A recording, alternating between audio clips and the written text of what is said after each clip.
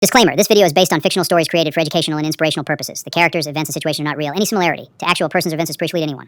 My name is William Carter. I am 99 years old, and if there is one thing I can say about my life,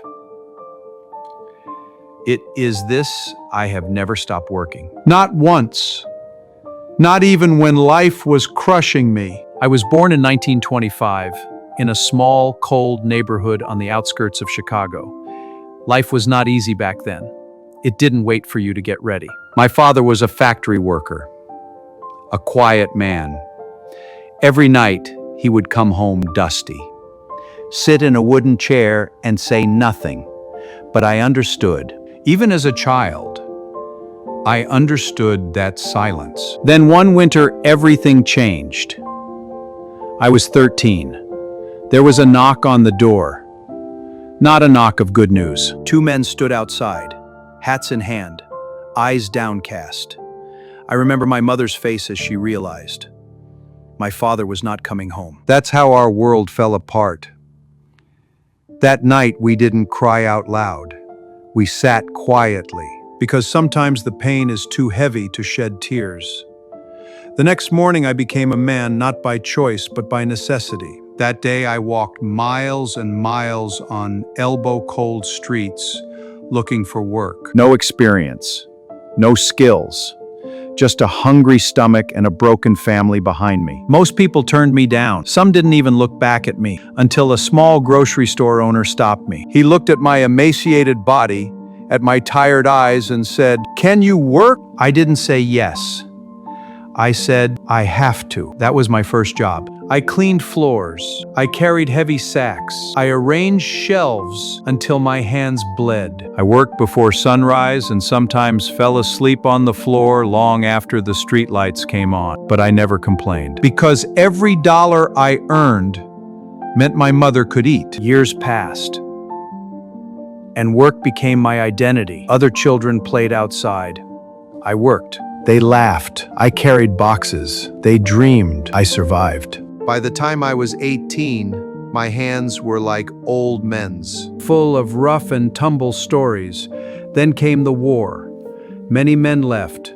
Some never came back. I was left running the shop almost alone. Those were hard years, food shortages, cold winters, long lines of desperate people. And I stood there day after day serving them, because I knew what it was like to be hungry. One night a man walked into the shop. He had no money, only empty eyes. He picked up a loaf of bread and slowly walked towards the door. I could have stopped him, but I didn't, because I saw myself in him. I learned something important that day. Work isn't just for money, it's for humanity. When I was 30, the owner of the shop retired, and he handed me the keys. Just like that.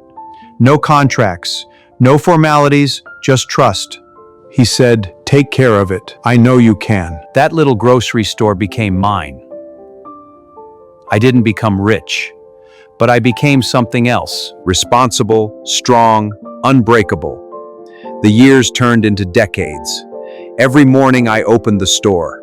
The same routine, the same smell of fresh bread, the same wooden counter. I showed up even when I was sick. I kept going even when I was tired, because stopping was never an option. At 60, people told me to retire. At 70, they insisted. At 80, they laughed. At 90, they were shocked. And now, at 99, they don't ask anymore. They just watch.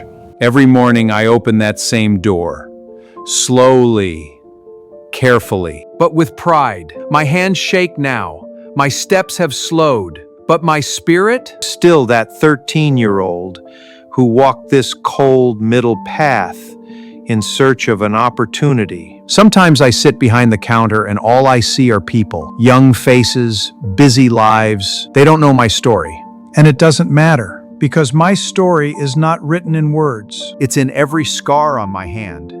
It's in every wrinkle on my face.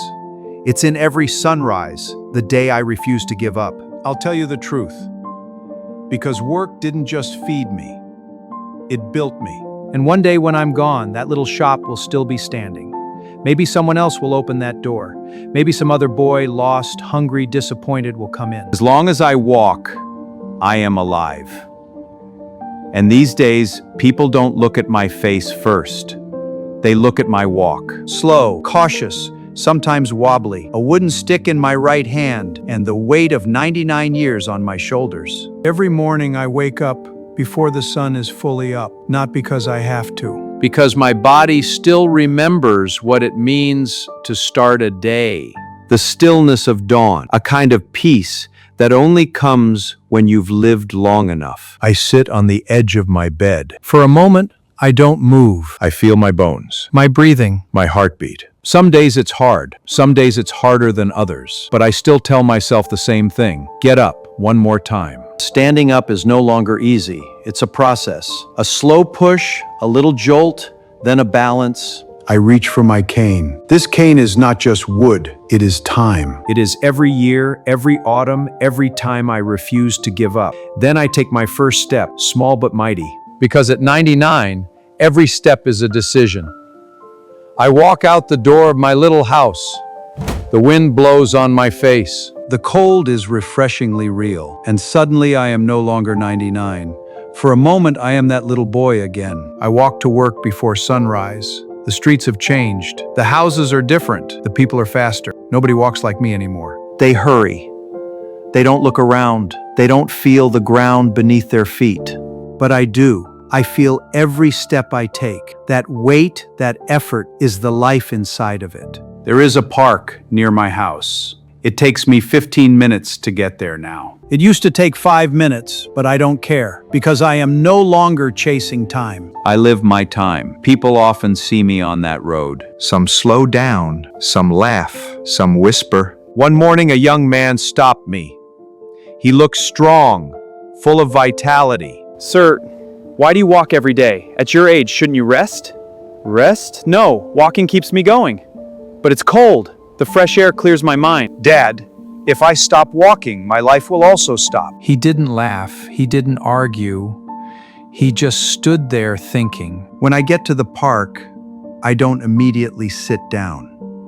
First, I walk a little further along the same path. The only thing that reminds my body that it is still alive. There is a bench near a tree, a little broken old wood. That is my place. I sit there every morning. Sometimes I see children playing, running and laughing, falling, and I remember that I used to run there too. Now I even have difficulty lifting my legs, but I don't feel sad because I have learned something that most people don't learn. Moving is not about speed, it is about perseverance. There were days when I would fall. Yes, even recently, once on that very road, my stick slipped. My body also immediately went numb. For a moment, I just lay there. I was looking at the sky and breathing heavily. People came running to help me. Sir, are you okay? Don't move, call someone! Give me some time because I wasn't thinking about falling. I was thinking about something else. Will I still be able to get up? And slowly and painfully I walked that day.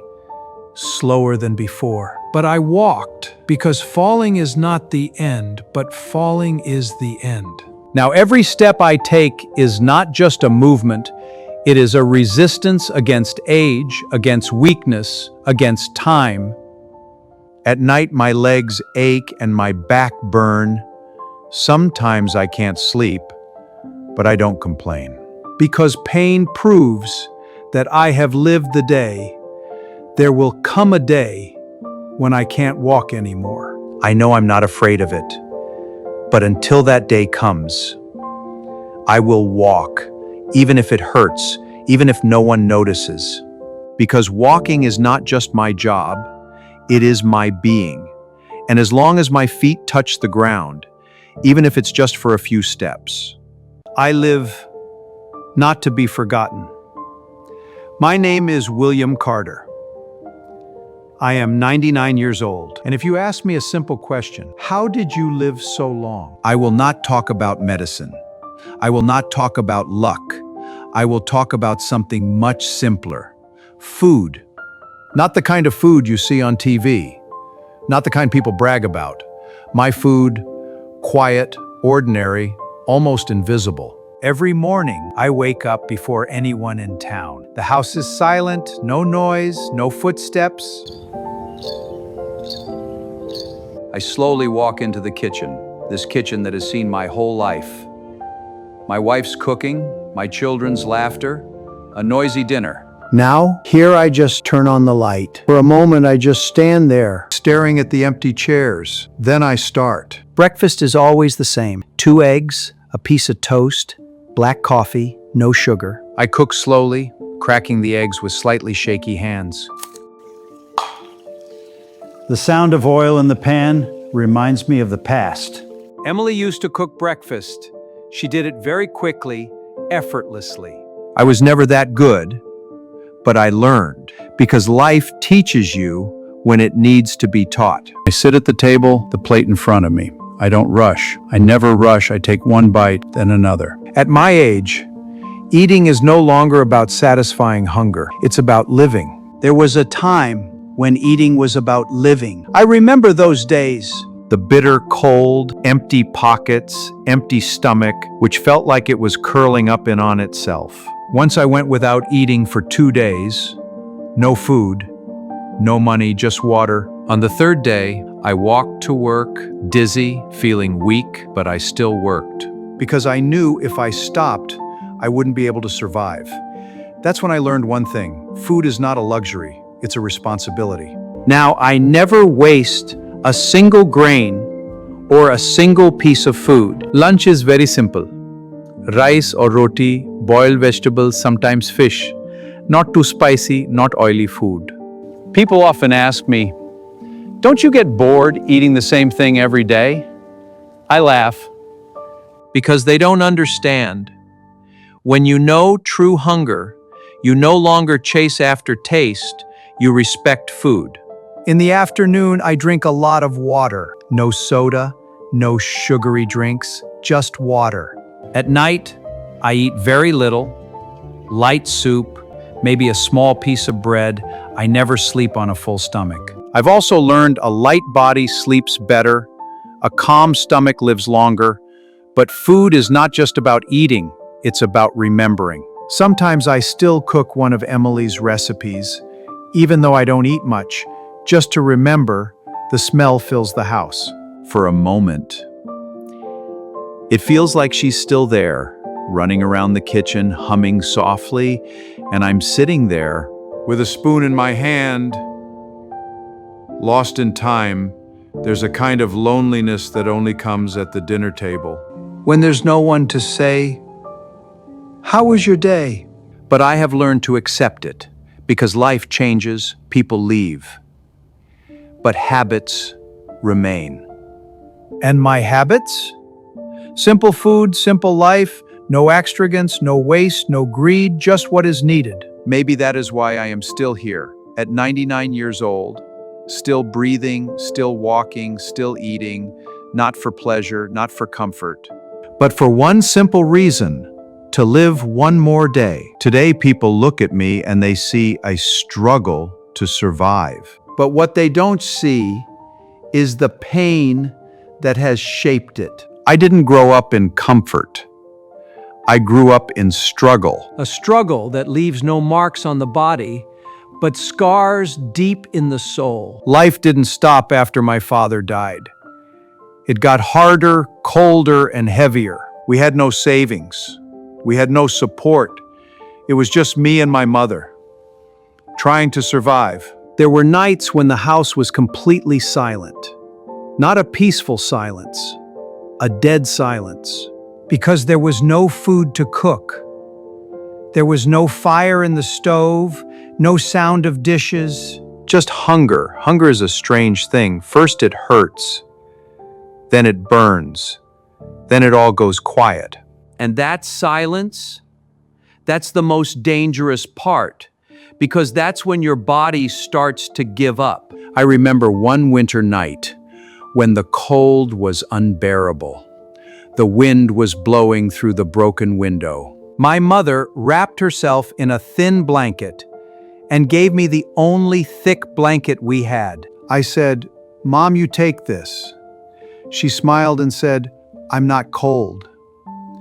but I could see her hands shaking. I didn't sleep that night because for the first time, I understood what sacrifice really meant. From that day on, I promised myself that no matter how hard life got, I wouldn't give up. But life didn't make it easy. When I was 15, I injured my hand at work. The heavy box slipped, my fingers were bruised, the pain was unbearable. The owner said, "Go home, rest." But I didn't go. Because if I didn't work, we wouldn't have food. So I wrapped my hands in a blanket and kept working. That was the first time I realized the pain may remain, but you can still move forward. Years passed, but the struggle never stopped. There were debts, bills we couldn't pay, and days when it felt like everything was falling apart. We almost lost our house once.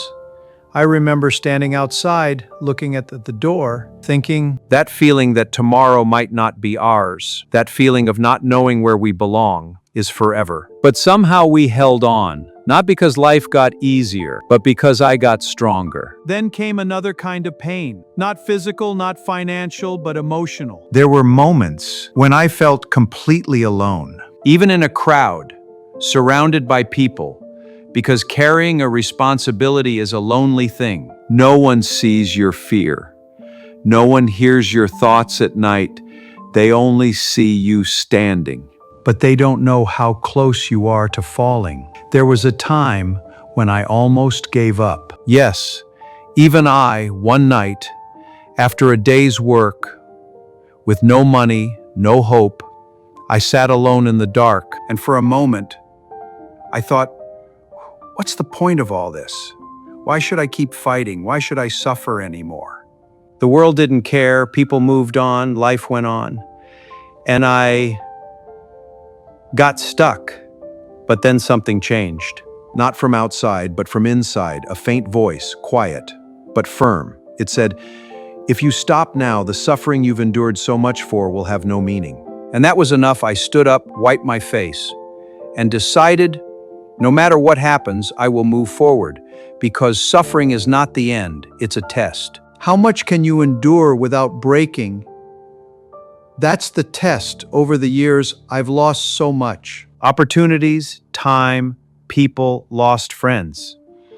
Dreams that never came true, but I found something else, strength. That which cannot be seen from the outside, that which lives inside you. Now, at the age of 99, people ask me, have you ever been afraid? I tell them, yes, I have been afraid many times, yet I have moved forward. Because courage is not the absence of fear, but moving forward. If you looked at me today, trembling with fear, you might think her life was very strong. But the truth is, my life was hard, and that's why I'm strong. Because every pain, every struggle, every sleepless night has shaped me into who I am today. So if you're going through a tough time right now, if life seems miserable, if it feels like everything is against you, listen to me.